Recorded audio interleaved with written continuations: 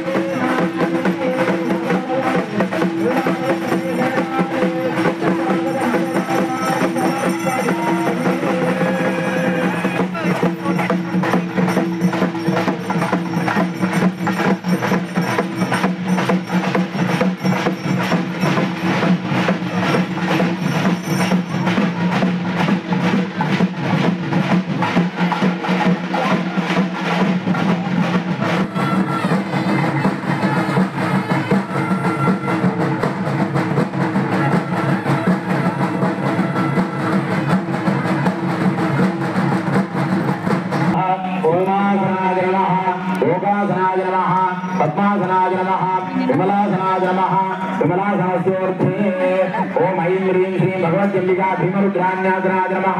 भगवद्जम्बिका भीमरुद्राणी मूर्तये नमः। भगवद्जम्बिका भीमरुद्राण्यै नमः। आवाज्य आवाहनादिजम्बिका जयन्तमाभरणयागत्यागत्य कुम्भादे सूर्यलिङ्गं प्रवेणे प्रवेणे स्थापय स्थापयितुमयि भवतुमयि भवस्थाने स्थिरा भव बहुषन् नमः। आत्मद्वैत्यात्मसुरत ब्रह्मविष्णु रुद्रगणाधिपते போற்றி எந்நாட்டவர்க்கும் நிறைவா போற்றி.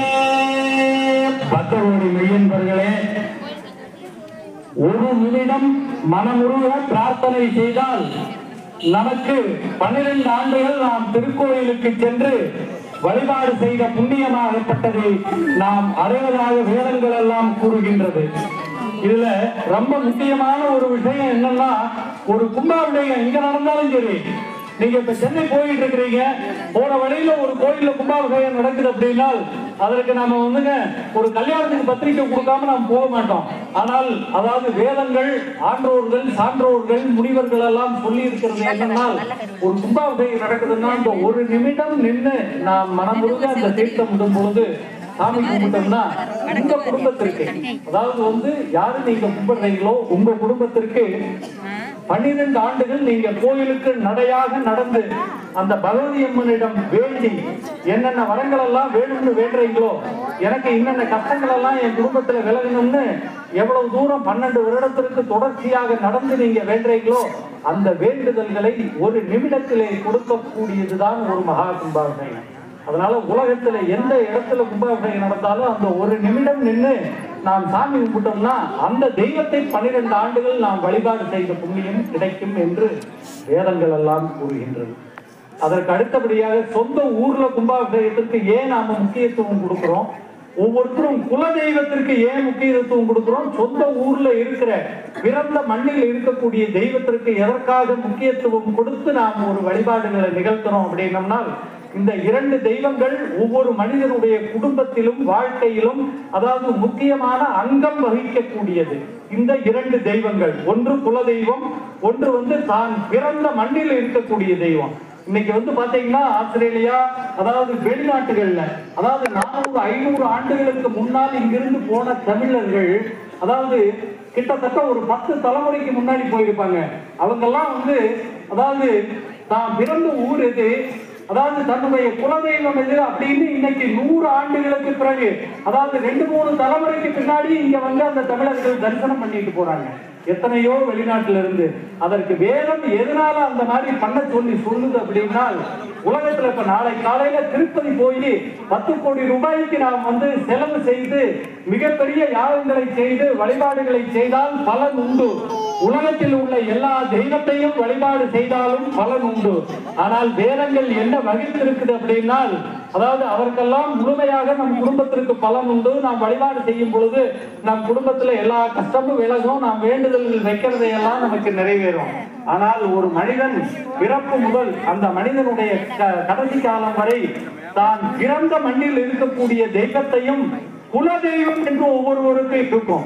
அந்த குலதெய்வத்தையும் எந்த ஒரு மனிதன் உலகத்தில் உள்ள எல்லா தெய்வத்தையும் வழிபாடு செய்துவிட்டு இந்த இரண்டு தெய்வத்தையும் வழிபாடு செய்யவில்லையோ, அந்த வழிபாடாகப்பட்டது பலனை கொடுக்கும், ஆனால் முழுமை பெறாது என்று வேதங்கள் வகித்திருக்கின்றது.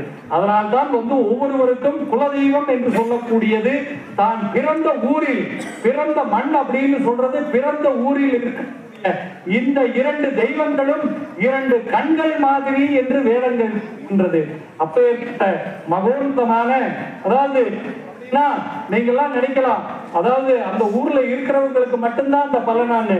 நான் தான் முதல்லயே சொல்லிட்டேன், கும்பாபிஷேகத்தை பொழுது எந்த கும்பாபிஷேகமாக அது அமெரிக்காவில் இருந்தால் கூட அந்த கும்பாபிஷேகத்தை ஒரு நிமிஷம் நீங்க தரிசனம் பண்ணீங்கன்னால் 12 ஆண்டுகள் அந்த தெய்வத்தை வழிபாடு செய்த புண்ணியமாகப்பட்டது நமக்கு கிடைப்பதாக ரிக்வேதம், யஜுர்வேதம், சாமவேதம், அதர்வண வேதம் என்று சொல்லக்கூடிய 4 வேதங்களும் கூறுகின்றது.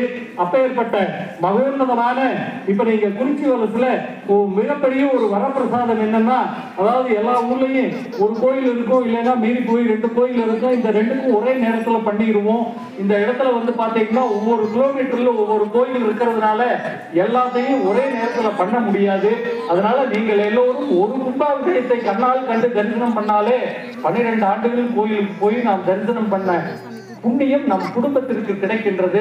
இப்ப நீங்க விநாயகனுடைய கும்பாபிஷேகத்தை பார்த்து தரிசனம் பண்ணீங்க, அதற்கு அடுத்து கன்னிமார் கருப்பண்ண சுவாமியினுடைய மகா கும்பாபிஷேகத்தை பார்த்து தரிசனம் பண்ணீங்க. அதற்கு அடுத்தபடியாக அருள்மிகு பகவதியம்மனுடைய மகா கும்பாபிஷேகத்தை இப்பொழுது தரிசனம் செய்ய உள்ளீர்கள். அதனால் பக்தவருடைய பெருமக்கள் அரோகரா, ஓம் சக்தி, பராசக்தி என்று மனமுருக வேண்டி நீங்கள் மனதிற்குள் என்ன என்ன வேண்டுதல்களை எல்லாம், அதாவது என் குடும்பத்தில் என்ன என்ன வேண்டுதல்களை எல்லாம் நான் வைத்திருக்கின்றேன் உன்னிடம், அந்த வேண்டுதல்களை எல்லாம் எனக்கு நிறைவேற்றி கொடுக்க வேண்டும். எனக்கு இருக்கக்கூடிய கஷ்டங்களை எல்லாம் எனக்கு அதாவது நிவர்த்தி செய்ய வேண்டும்.